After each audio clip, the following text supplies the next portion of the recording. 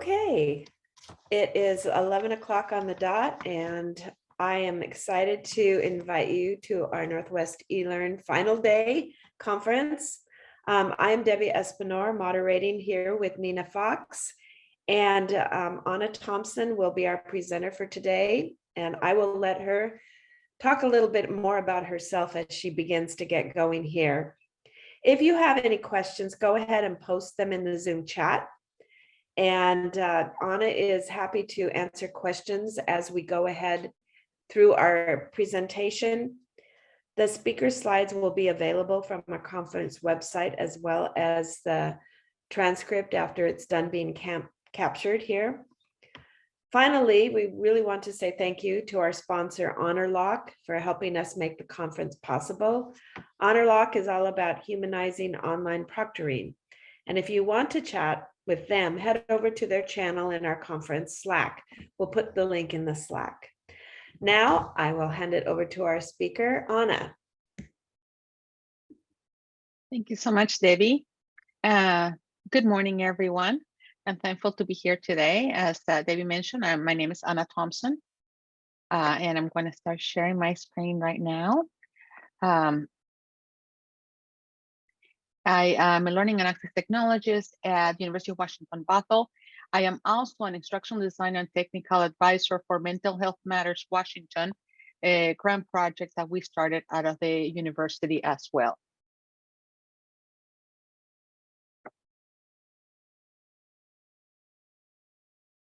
So, excuse me, Mental Health Matters of Washington is a program that aims to promote mental health in the state through health education, community engagement, resource navigation, and early intervention. This is our team. It's composed of, there's 6 of us. So we have Noemi Rivera, she's our lead community navigator. There's me. Anika Sahora, she's our program manager and research assistant. And next, we have Jody Early and Sandra Huber, co-directors. And we have Socorro Fuentes, she's our mental health professional. And every year at all times, we always have a licensed practitioner, part of our team, to help with our program.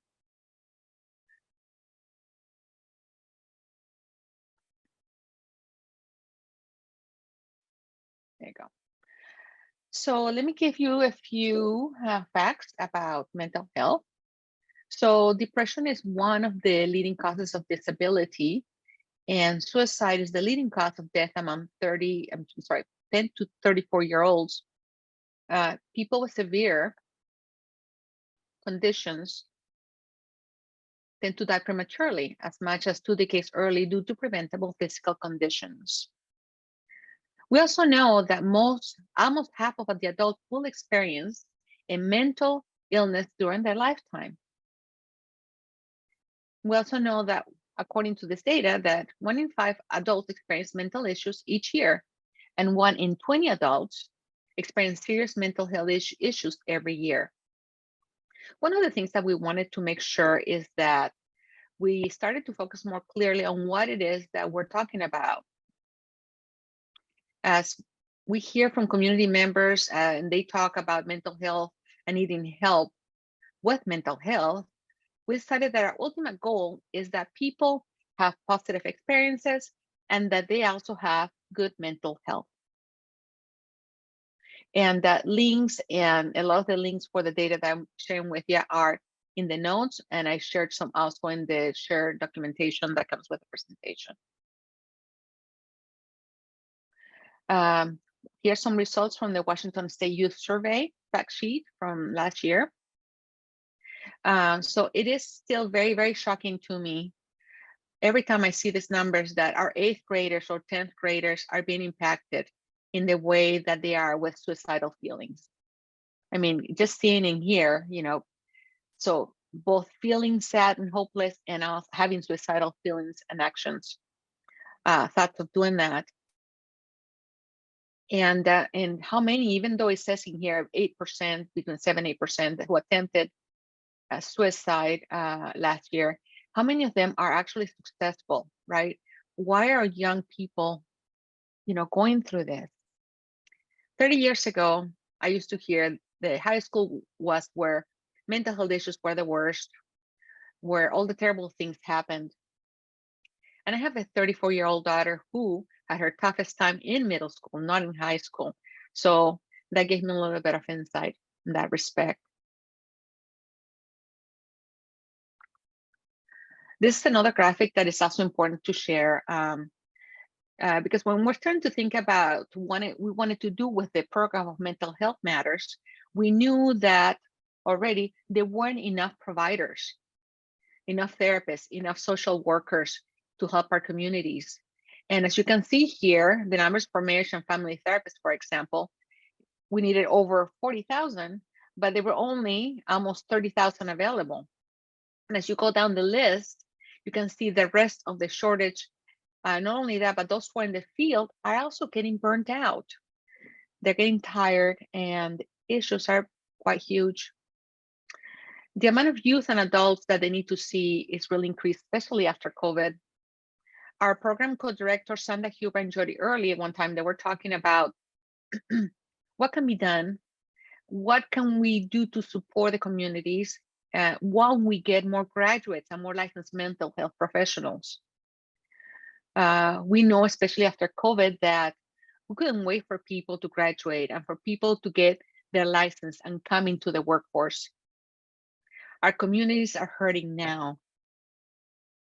So that is the basis of why we went with a model that had already worked, that and we understood that and knew that worked, which is the concept of promotores. Promotores are leaders in communities who promote mental health and lead others and get educated, spread education and awareness, and help connect community members to resources. They're not in any way form supposed to diagnose because they're not professionals, but they provide sometimes that missing link between community members and the help they need.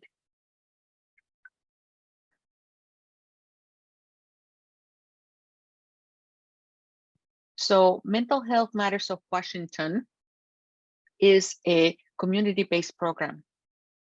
The focus has been using what we know that works, and that is evidence-based and culturally tailored approach to promote mental health and do what we can to prevent suicide through education and community engagement, and especially removing stigma, because that's a big cause of a lot of the issues we're having now and interferes with even the great programs that we have available.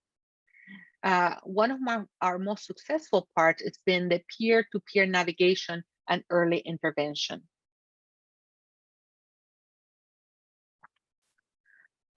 We serve our community. Our goal is to prioritize groups and communities that are carrying the burden, mostly caused by systemic factors such as what they're listed here. So unequal distribution of power, historical trauma, poverty, violence, racism, and discrimination. And we also take into consideration social determinants of health. And we think we know what they need, right? But when we talk to our community, we realize that it's a lot more complex than just one particular issue. So we're always interested in looking at the whole person and not just one thing in particular.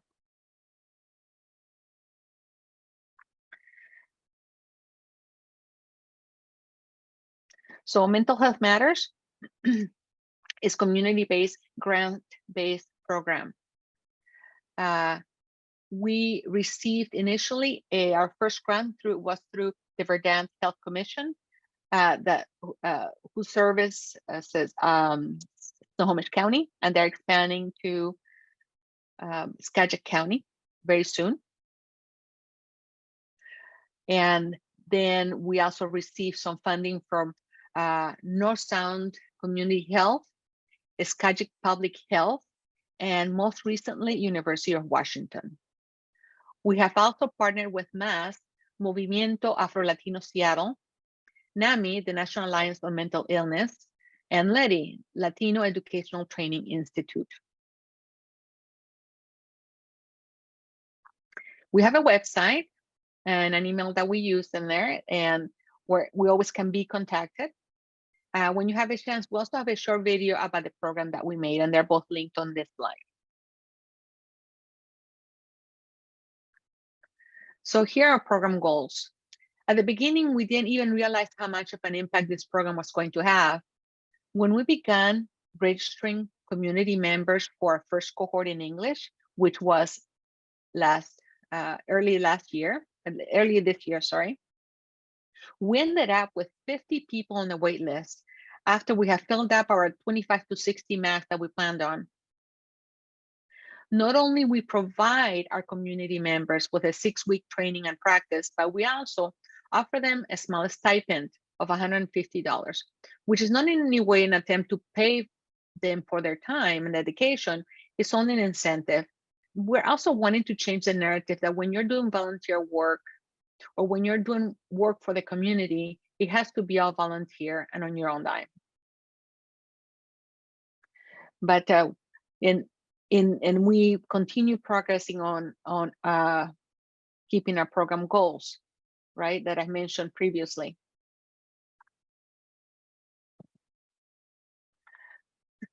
Excuse me. We have talked a bit about mental health navigator or promotor or promotores, but I wanted to bring to attention that as we design this program, we consider a 4-pronged approach. And it is not only the mental health education to youth as early as 14 years old, all the way to adults, grandmas, grandpas as well, but also having community roundtables, which are opportunities to have deeper conversation on some topics. As a matter of fact, we just had one recently last month around suicide prevention, that it was part of promoting health and suicide prevention during Suicide Prevention Month, which was September. And it was very successful. And things like this, events like this, invite people to start having those conversations at home, at work, and other places. Because eventually our goal is to reduce stigma. We also have a third approach that is community events. And one of the things that our community health assessment has told us is that people want the clinical support for those people in those situations, whether they're talking about long-term therapy or they're talking about psychiatry and medication. But we have also heard very loud and clear that the community wants to know clinical approaches and the way to manage mental health conditions. And what that means to us is not that just once a week or once a month or whatever, as many times it takes to see a therapist, but also we have found that different communities, there are different ways in which they can not only get better, but stay well and not feel the same impact as others may have without this help.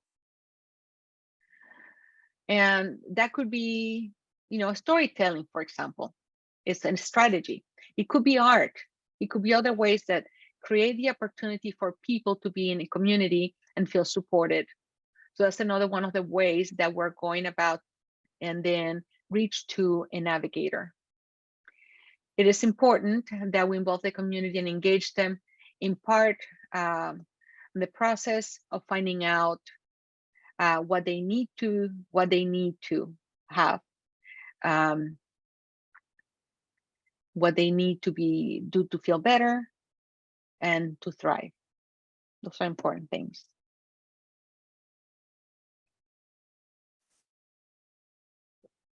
So our Peer Mental Health Navigator training is, we've been having a fully online format this past year, and we are going on to a more hybrid format. We like that because we feel that meeting in person allows for more connection.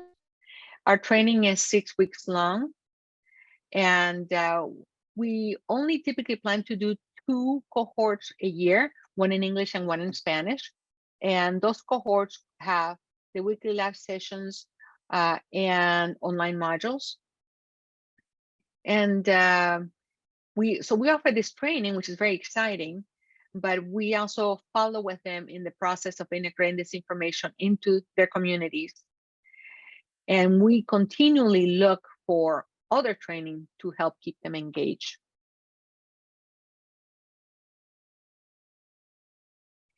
So our website is mentalhealthmatterswa.com. Well, was created with WordPress. In it, we have program information about youth initiatives, which I'll tell you a little bit more later, events that we host, resources, and training courses. We also have a Facebook page in which we advertise a lot of thoughts about the community and especially events. In terms of the training courses, what we did is we purchased the LearnDash Learning Management System plugin. And that way we can create courses, and the way it trickles down in the organization of the content, courses contain lessons, lessons contain sections, and then you can add to them quizzes.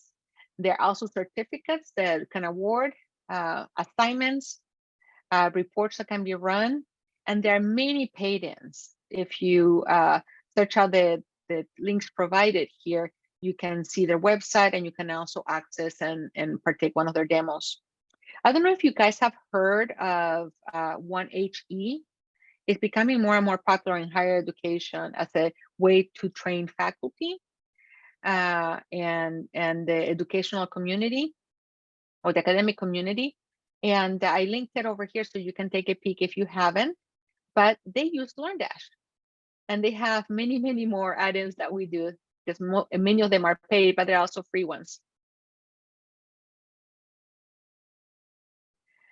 So the components in each lesson, how we set it up, each of the 2 courses that we offer a year have 5 online lessons with a certain amount of sections per lesson. The lessons contain different types of content. We have text content with links to resources. We have embedded videos and images. We have added flashcard activities using Quizlet, low stakes assessments using H5P. We use Padlet for the discussions, and that is in part for the ease of use, especially when we have so many community members connecting with their phones, and the availability of different types of interaction. You can interact by typing text, by linking websites, adding images. It contains also a way to record a quick video, or you can upload one from your phone that you've done previously. And you can also do audio within Padlet. And the last part of each lesson is an end of lesson activities, which has a quiz. That is our summative assessment.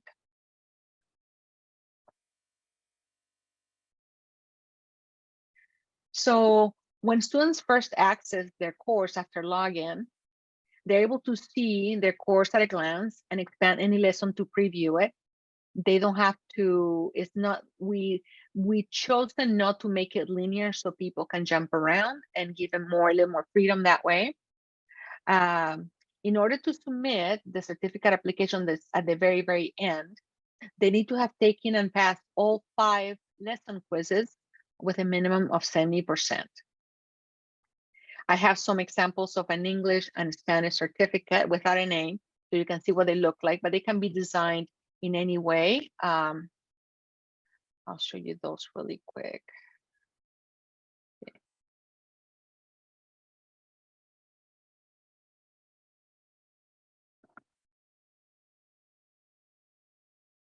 This is it. Sorry.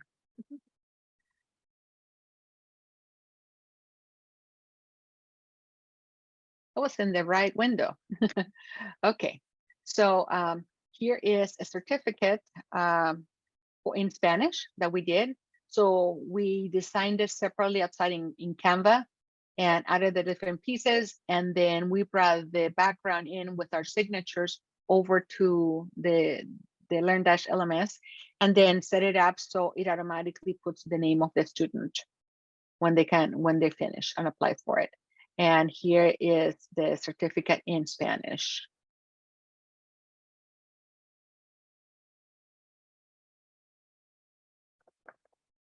So those are just a couple of examples.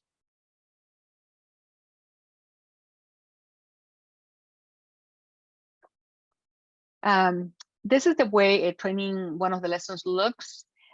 When they go into a lesson, they have a panel that opens up on the left-hand side where they can navigate the context and jump around the different sections of a specific lesson.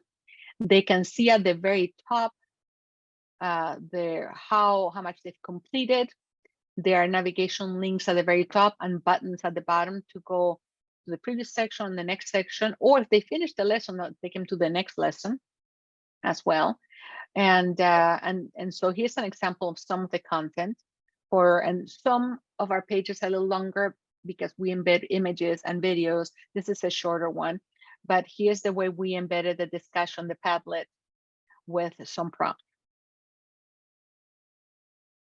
We always ask our students to mark each lesson section as they finish.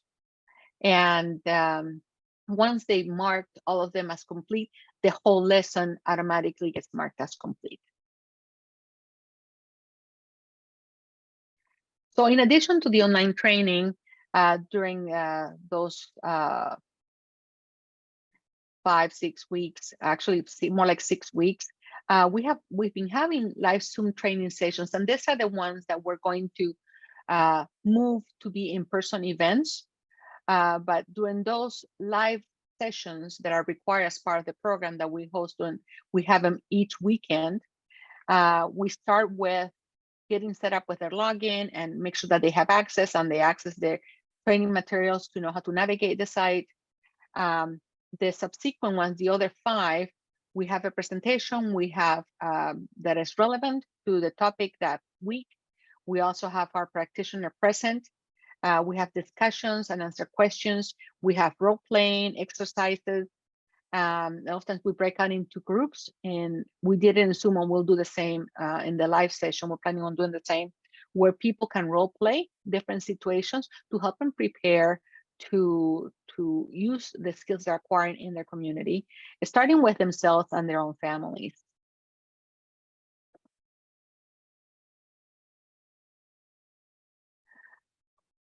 So our training outcomes for 2021-2022 were to offer 2 cohorts, one in English and one in Spanish. 53 of our community members completed the training, which surpassed our goal of 40, which is what we initially set it for. We had pre and post training surveys, which showed that we had improved mean scores for knowledge, attitudes, self-efficacy, and intentions. We're also going to have a 12-month follow-up survey and have the results published hopefully by July 2023. And here's a picture of, we had a celebration after both cohorts were done, and that's some of the people who attended the in-person celebration.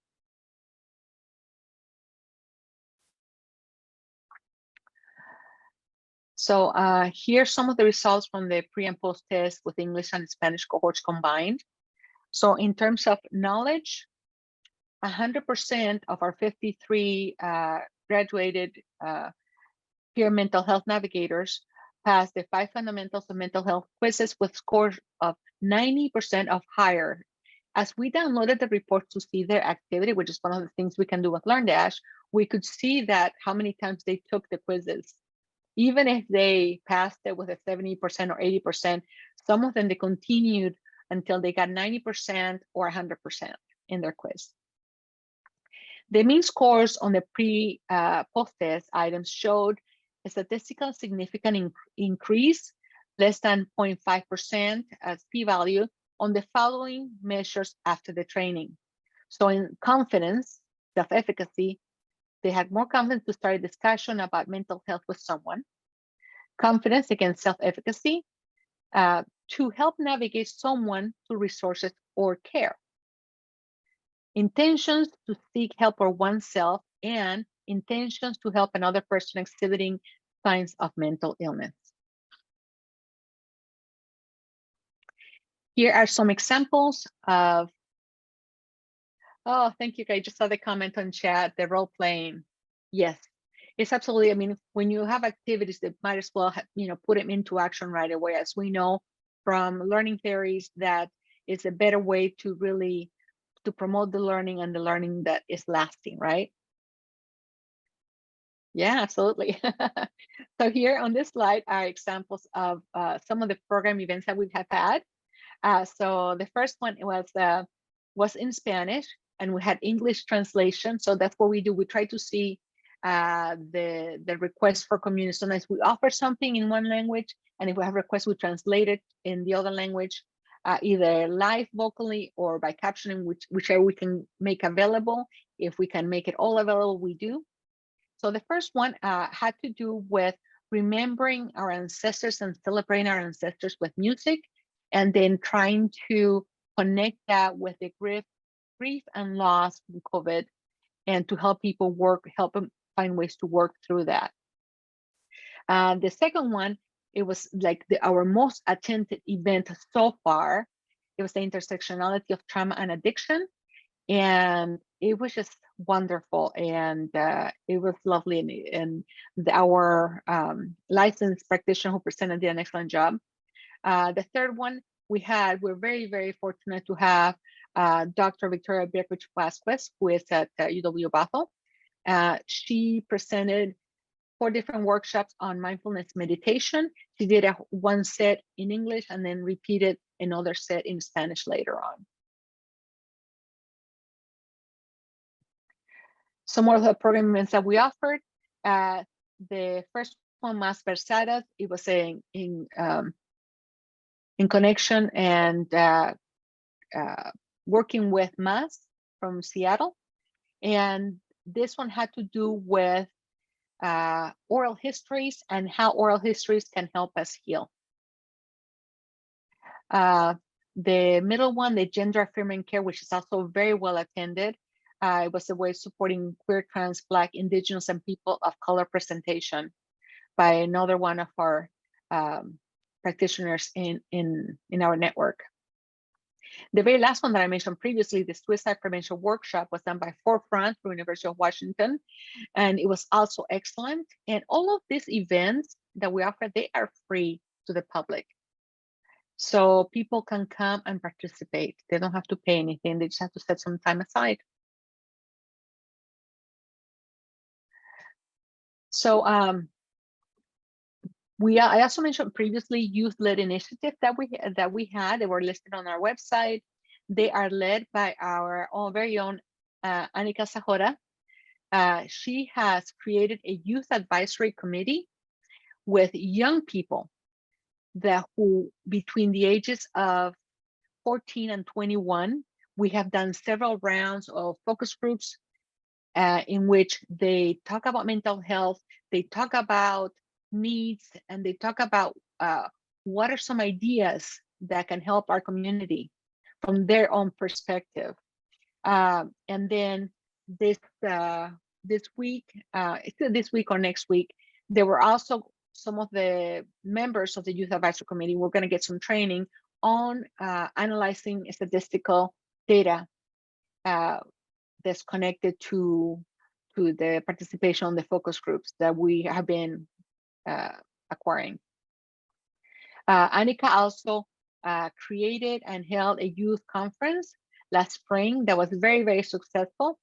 And she was invited to present on intersectionality and mental health at several events from her great work. We have also been in the news. So one of them was an interview with King 5, and the links are on the slide here. The King 5 news once was that UW program gets students, teens involved in mental health treatment, and they interviewed one of our students who was also a participant of the first cohort that was in English, and also interviewed, I believe, Sandra and Jody are 2 co-directors, and it's wonderful. So if you get a chance, watch it. It's not very long. We also had a news story and our campus news that you can also take a peek if you like. So what's next for us? So we're planning on 2 more cohorts this next year. The first one in English again in January, and the second Spanish one will be probably around March. We are in the middle of organizing a mental health arts fest, May of 2023, and it all will be advertised in both our Facebook page and our website.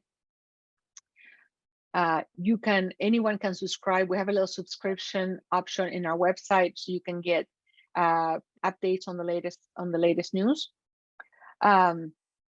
We're going to continue developing more youth-focused activities, whether that is events, focus groups, perhaps another conference. It's all in progress. We're also expanding our cohorts. We've had so many people have been contacting us, different organizations and counties where they want to participate in this program.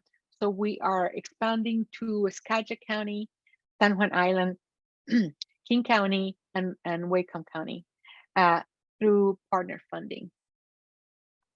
So it's just is amazing. So we're trying to connect with as many groups as we can, and also have a reciprocal relationship to where we support them, and then we help them promote what they're doing as well.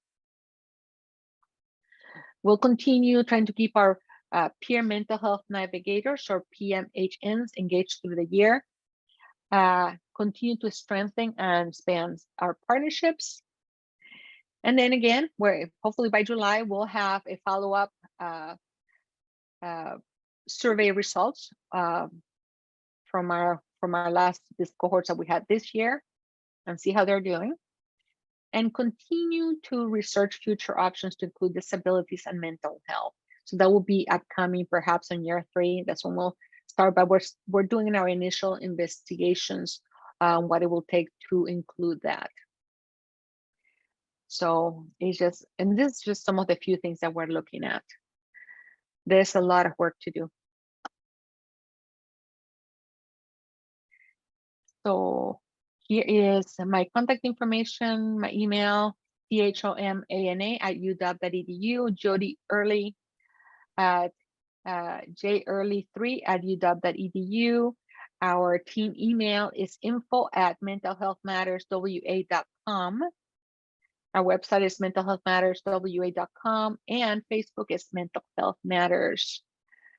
So if do you have any questions or comments, and you can put them in the chat or unmute yourself. Anna, this is a great presentation. What wonderful work you're doing. Oh, thank you. It's been a lot of work, but it's just been amazing. And the support and the response from community has been wonderful. Are there any questions from the gallery here?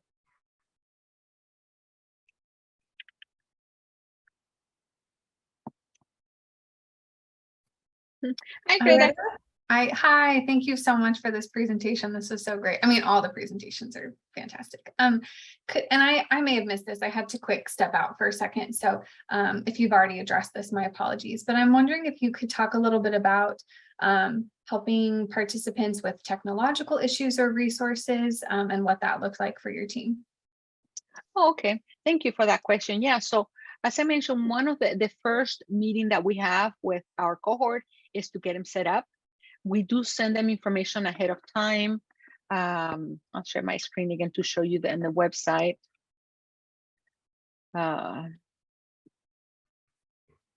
Let's see. Okay. Can you see the Mental Health Matters Washington website? You've got the Northwest eLearn Slack up right now. Oh, I'm sorry. So the mental health, yeah, there it is. Yeah. Thank you. Yeah, I thought I clicked on wrong. Anyway, so let me show you what some of the resources that we have here. In the training link is how they get to the courses. But if we have training support both in English and Spanish because of our communities. And so there's some initial support and overviews that they can go through to see how everything works, and how the site is laid out, etc. So they have that information available. So can contact us anytime through our info email, and we respond right away. They and then sometimes throughout the week, or even sometimes they wait until the live session, and then they have all these questions about, hey, I had this issue, I couldn't log in, or something didn't work, or I couldn't take the quiz, or whatever, and we help them, try to help in just in time as much as possible. Cool, thank you. I think that's the part I missed, but I appreciate it. Thanks. Yeah, I only mentioned it briefly, so this is a little more expanded version of that. Anyone else?